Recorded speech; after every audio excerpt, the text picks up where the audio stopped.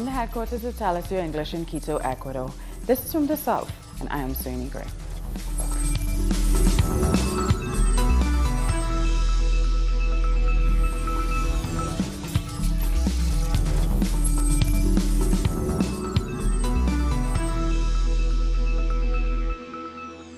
The Senate in Argentina is scheduled to vote on the 2019 budget bill on Wednesday afternoon. The project has already been approved in the lower house, but there have been heavy protests against the budget during the session. Protesters say that this budget will harm economically vulnerable people and that issues like food shortages can no longer be tolerated. President Mauricio Macri needs this budget to be approved to maintain his agreement with the International Monetary Fund. After breaking away from the main caravan in Mexico City, a group of migrants have arrived at the border city of Tijuana. About 400 people reached the border city via buses. They hope to be granted asylum in the United States, but the U.S. military has sent additional security personnel to the border to prevent their entry. The migrants say they remain undeterred despite the hostile response of the Trump administration. U.S. troops in Texas have begun to lay barbed wire at the border. The U.S. Customs and Border Protection Agency has announced they will also close down lanes at the border crossing and set up barricades. This is all part of President Trump's hardline stance on the caravan, which includes suspending asylum requests from anyone who enters undocumented. The U.S. Secretary of Defense, James Mattis, is expected to visit the border on Wednesday. And our correspondent in Mexico, Pablo Perez, is in Jalisco and has more details about the migrants' ongoing journey. Well, we are right now at El Arenal, Jalisco. This place is around 40 kilometers out of Guadalajara, the place where the migrant caravan stayed for the last night. And this is the place where they were taken by buses, and so far they still have to walk or travel by their own means the next 90 kilometers until the town of Ixtlán del Río, Nayarit. The next state in their route has been severely damaged by Hurricane Willa. So the authorities in the state of Nayarit, they say that they cannot take care of the migrant caravan because they have their shelters occupied already with over 130 people that have been damaged in their properties by the hurricane. So what Nayarit state is offering is a bus ride from the southern border of the state to the northern border, where they are limited with Sinaloa. So right now the migrant caravan has to travel 90 kilometers until the next state, so they can ride by bus another 200 kilometers. This is gonna be one of the longest journeys in one day they have made so far, and we will keep you informed. The lawyer of the Mexican drug lord Joaquin El Chapo Guzman has said the Sinaloa cartel paid bribes to President Enrique Peña Nieto and his predecessor, Felipe Calderón. El Chapo faces 17 criminal charges and a potential life sentence if convicted. U.S. federal prosecutors say the presumed leader of the Sinaloa cartel shipped massive amounts of drugs to the United States. Peña Nieto and Calderón have denied the accusations. During the trial in New York, El Chapo's lawyer said his client was being made a scapegoat and was not the real leader of the Sinaloa cartel. He said Ismael El Mayo Zabada is the one who's in charge of the cartel, and he lives free in Mexico and is bribing the entire government, including the current president.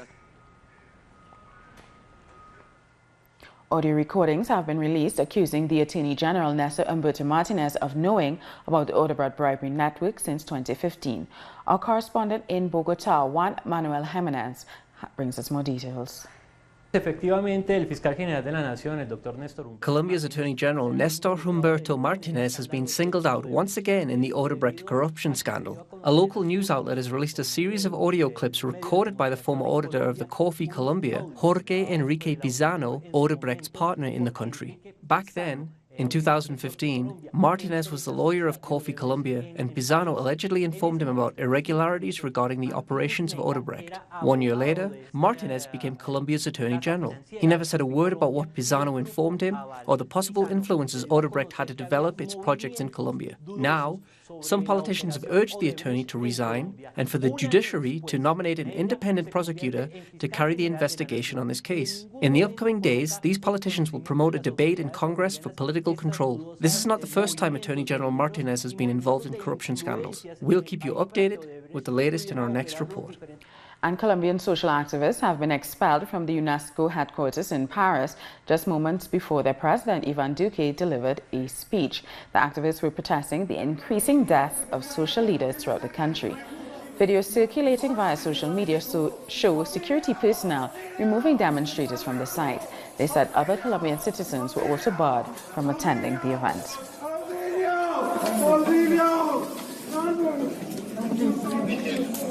Meanwhile, closer to home, dozens of indigenous leaders have gathered in Colombia's capital, Bogotá, to demand that the government fulfill its guarantees of peace and protection in times of protests. Members of the indigenous communities from the Department of Choco arrived in Bogotá demanding a solution to the ongoing violence they have to endure. Over 4,000 members of our communities have been detained since the signing of the peace agreement. Nearly 2,000 of us have been displaced all over the country. Territorial control by the ELN and other armed groups, as well as the growth of the black market, has contributed to the escalation of violence, especially in the Valle del Cauca and Nariño and Choco regions. We are finding illegal lumbers, illegal mining operations. There is blackmailing of local mines. There is armed trafficking, drug trafficking, and even people trafficking. Experts argue for the government to implement effective policies to tackle this humanitarian crisis, policies that will develop and empower indigenous communities, not marginalize them further. Sometimes the single policy of sending the military is not accompanied by other policies that would help communities. There are no attempts to eradicate illegal crops. There is no help to be given so that we may learn better agricultural practices. These communities continue to live under threat and feel very unsettled. Even their daily lives are at risk because they face landmines and the murders of their leaders. 7 of our friends were recently killed, including a teacher and one of our governors. The indigenous people of Choco insist they won't leave Bogotá until the government lives up to its promises. We'll take a short break now. More news in a minute.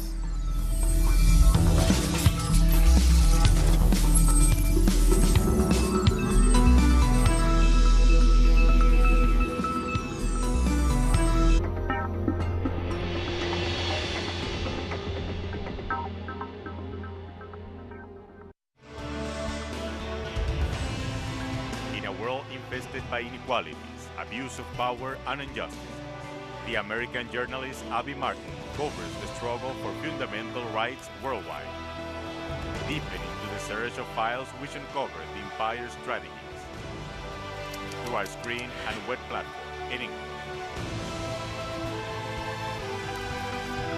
The Empire Files with Abby Martin. Tuesday, only on Telesur.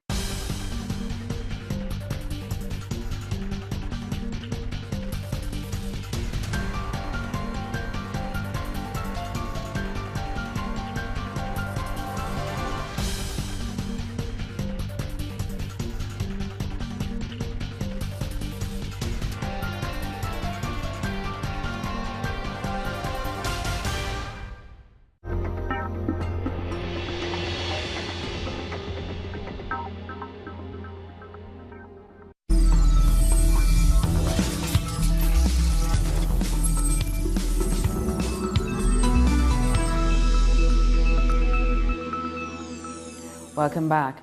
A young woman in El Salvador is facing 20 years in prison for attempted murder after she allegedly tried to have an abortion. 20-year-old Imelda Cortez had been raped repeatedly by her 70-year-old stepfather since she was 12. At 18, she gave birth to a child while alone at home. Complications during the delivery made her bleed very heavily. When her mother eventually took her to the hospital, the doctors called the police because they thought she had tried to have an abortion. Her lawyers say there isn't enough evidence to convict her. Feminist organizations have criticized the case because Cortez is the victim, yet she's the one facing criminal charges.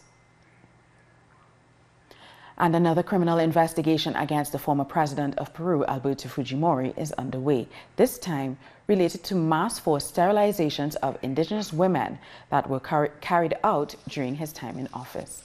Fujimori and 3 of his former ministers have been accused of the crime. According to the Ombudsman's office, nearly 300,000 forced sterilizations were performed between 1996 and 2001. The women were reportedly threatened and sometimes forced into undergoing the procedure. And our correspondent in Peru, Jaime Herrera, has more details.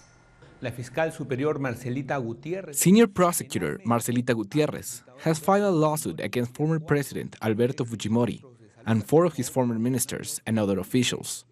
They are being accused of crimes against humanity in regards to the forced sterilization of hundreds of thousands of indigenous women.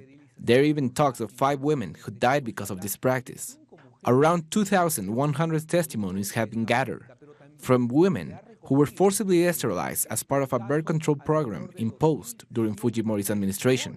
Women organizations have said there is finally going to be justice for this crime, which has long been condemned. Some of the evidence in this case are orders from the Health Ministry about sterilization quotas in health centers, especially in Quechua-speaking regions. What is known now is that in the coming days, former ministers Costa Bauer and Alejandro Aguinaga, the current doctor for Fujimori, could be called to testify. More women in Bolivia are working in mines every day. Over the last decade, they've even worked inside the tunnels, which had been forbidden for centuries due to long-held cultural beliefs. This meeting gathered miner women to analyze their current labor conditions. In the mines, they've been traditionally left to recover whatever they can from the remains that men produce. Many still continue this task. I work with the mineral waste of my male co-workers. They wash the minerals, and whatever they discard is what we recover. There are different types of mining activities. The first, public mining, offers better labor conditions. In the second, private mining, companies usually work in illegal areas, where nonetheless women have been included. The men decide whether a woman will or won't participate, or if can be as strong as a man. We can't be seen as inferior, so we must keep working. For centuries, women were forbidden from entering the mines due to cultural reasons. Tradition says that if a woman enters the mine, accidents will occur. Things are different now. 10 or 15 years ago, women weren't allowed inside. Now, no one dares to say that. Women go in, work, and even form squads. A squad is made of 12 to 13 people. There are even women who are squad leaders of teams that also have men. Recent studies on this sector revealed that 50% of the working women are widows, divorced, or single mothers. 60% lack free access to healthcare, and only 5% wear security gear, because the gear that they can find in the country is designed for men. Brazil's president-elect Jair Bolsonaro has met with the president of the Superior Electoral Court, Rosa Weber. During their meeting in Brasilia, Weber gave Bolsonaro a copy of the country's constitution. A special ceremony scheduled for December 10th at the Superior Electoral Court will declare Bolsonaro as fit to take office on January 1st. I have a constitution to offer. I know you already have one. I know it pretty much by heart. But this one is the one from the DSE, and the DSE is the court of democracy. The president-elect has named a retired general as defense minister. Fernando Azevedo Il Silva, advisor of the Supreme Court, president and former military man, will become the future minister of defense. 6 ministers have already been named so far. Ecuador's former Vice President Jorge Glass has announced that he will continue his hunger strike, but that he will no longer drink any liquids. Our correspondent in Quito, Denise Herrera, has details. Hello, yes, indeed, the Ecuadorian former Vice President Jorge Glass is on the 24th day of hunger strike. He also started refusing to eat, not only to eat food, but also to eat water.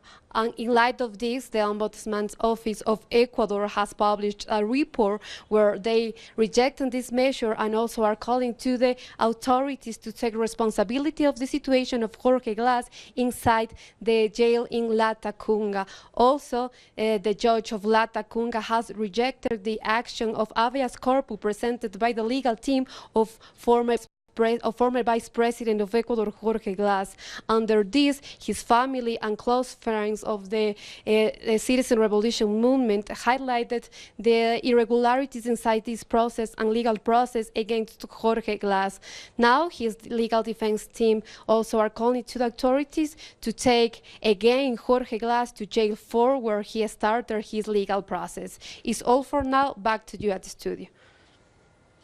Citizens in Venezuela are praising the positive impact the cryptocurrency, the petro, is having in the country's economy. More in this report. In a country where economic attacks by international governments are becoming more and more evident, Venezuelans are adapting progressively to the new digital economic era. We have to adapt to these new times, which are best for the economy. Economies are very dynamic, and Venezuela, of course, cannot be left behind. We should all make an effort to know the details on how to use the petro in our daily life. They describe the boom of the petro as an economic revolution. I think that what Venezuela is doing with the petro is equivalent to what Venezuela did with the Spanish Empire. Venezuela is creating global change out of historic necessity. The creation of a national body to regulate crypto assets and their related activities serves so that Venezuelans can directly purchase assets using the petro without financial intermediaries. I think it is a win for all Venezuelans to participate and help this process to make the country better. Until now, the signing contracts in petros has exceeded $600 million, and many more millions in currencies like the euro and yuans.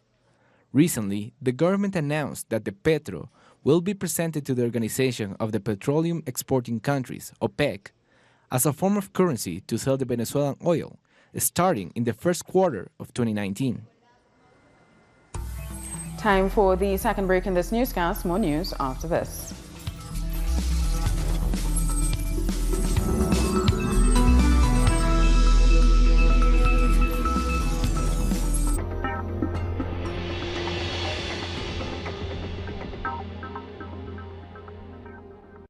Telesur brings you special interviews with social and political personalities. Monday, from Washington. Tuesday, from Mexico. Wednesday, from Caracas. Thursday, from Quito. Friday, from Havana. Analysis about our continent's reality. Weekdays, only on Telesur.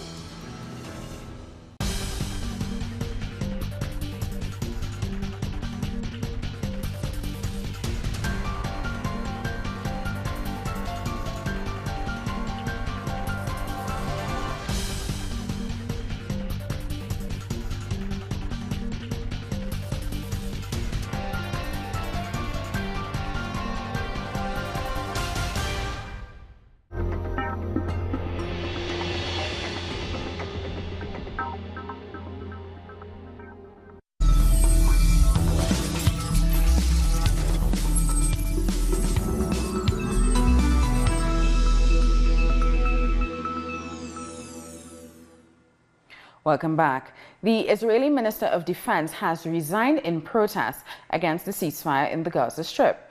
At a news conference, Avigdor Lieberman said that the ceasefire and the attempts to reach a truce would be tantamount to surrendering to terror. His resignation could lead to the dissolution of the Knesset, the Israeli parliament. Lieberman also criticized the decision to allow Qatar to transfer $15 million to Gaza. He said the money would go into supporting the families of the people who attacked Israel. And the Palestinian permanent observer for the United Nations, Riyad Mansour, has urged the Security Council to take action against Israel's aggressions. He has condemned the latest round of violence in the Gaza Strip and expressed the hope for a lasting ceasefire.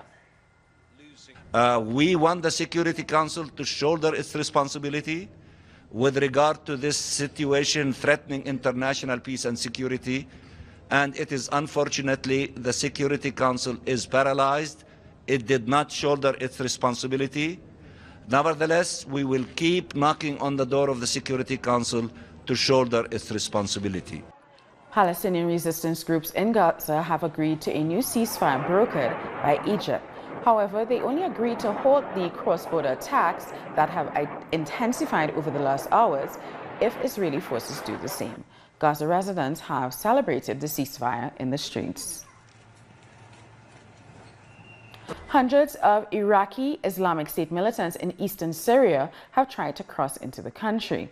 According to Iraq's Prime Minister Abdel Mahdi, they were seeking to recapture territory they had once controlled on the Iraqi side from 2014 to 2017. It is natural to see Daesh trying to restore its control and activities not only in Iraq, but also in other areas. We have seen in Deir al-Shor in Syria and the militants capture areas close to the Iraqi borders clearly shows attempts by Daesh to regain breath. You know that among the militants who are now in Deir al-Shor, in the areas that fell from the control of the Syrian Democratic Forces, there are no less than 2,000 Iraqi militants, Iraqi nationals who try to cross into the Iraqi side, but our forces are carefully observing and following them up, and their preemptive operations and full control of all the sectors, and therefore there's confidence that the security situation is under control. Supporters of Islamist parties have taken to the streets in Pakistan to protest the acquittal of Asha Bibi. She's a Christian woman who spent 8 years on death row for blasphemy. Islamists are calling for her beheading, as they say she has compromised the honor of the Prophet. This demonstration came hours after Bibi was flown from detention to a safe place in Pakistan.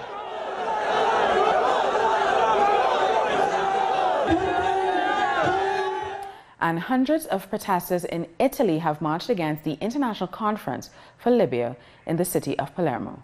Demonstrators consisting of activists and students condemned the international interference in Libya, which according to them is contributing to the long-lasting conflict. Representatives of warring Libyan factions are in attendance to try to seek a political solution to the conflict that has crippled Libya since the toppling of Muammar Gaddafi in 2011. Yes, even because the conference about Libya has been delegitimized by the same guests, because the major parties, the high-profile figures, did not come. And then these characters that would like to find a solution are the ones that created the problem in Libya. And the third reason why we say no is that the topic peace in Libya cannot be separated the immigration. We cannot have security policy in the Mediterranean, which eventually leads to deaths of many people. Now let's take a look at some of the other stories making headlines around the world. Parliament in Sri Lanka has voted out the former strongman Mahinda Rajapakse, who replaced the prime minister under the president's orders. People have gathered outside the parliament to support the decision. The country has faced a political crisis since the president sacked the premier. The Supreme Court also overruled the dissolution of parliament and announced preparations for an election. Thousands of Rohingya people are fleeing from refugee camps in Bangladesh as they fear they could be repatriated to Myanmar. Authorities plan to return people from the Muslim minority to Myanmar from Thursday. The United Nations has said the Rohingyas face an ethnic cleansing and that the conditions are still not conducive for their return. More than 720,000 Rohingyas fled Myanmar following a military crackdown since August last year. We are very scared. If this repatriation process continues without our demands met, we will go to some other places instead of sending us back. They should rather kill us here. Kill us before forcefully sending us back to Myanmar. At least we will have our funerals here. Those who were killed in Myanmar, they neither had a funeral nor a grave. We don't want to be in the same situation. A new fire has stopped the fire developed in Southern California, growing rapidly towards a residential area in Fontana. This South fire, now called Sierra Fire, is the latest to emerge in the area in Southern Wildfire Front.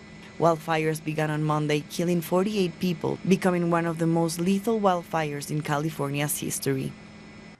At least 15 people have been killed in a new round of fighting between the Cameroon military and separatist rebels. Both the military and the separatists confirmed the recent clashes, though they have different versions of the events leading up to them. Separatist militias launched an insurrection in 2017 against the predominantly francophone central government after it violently suppressed peaceful protests against the perceived marginalization of the English-speaking minority. The South African Home Affairs Minister Malusi Gigaba has resigned after mounting pressure. A statement released by the President, Cyril Ramaphosa, has confirmed that he has accepted Gigaba's resignation. Gigaba has been under pressure to resign after a public standards watchdog revealed that he violated the Constitution by lying under oath in court. He said he's chosen to place the interests of the African National Congress and the country above his own. And that story has brought us to the end of this news brief. For these and many other stories, you can find them on our website at talisterenglish.net.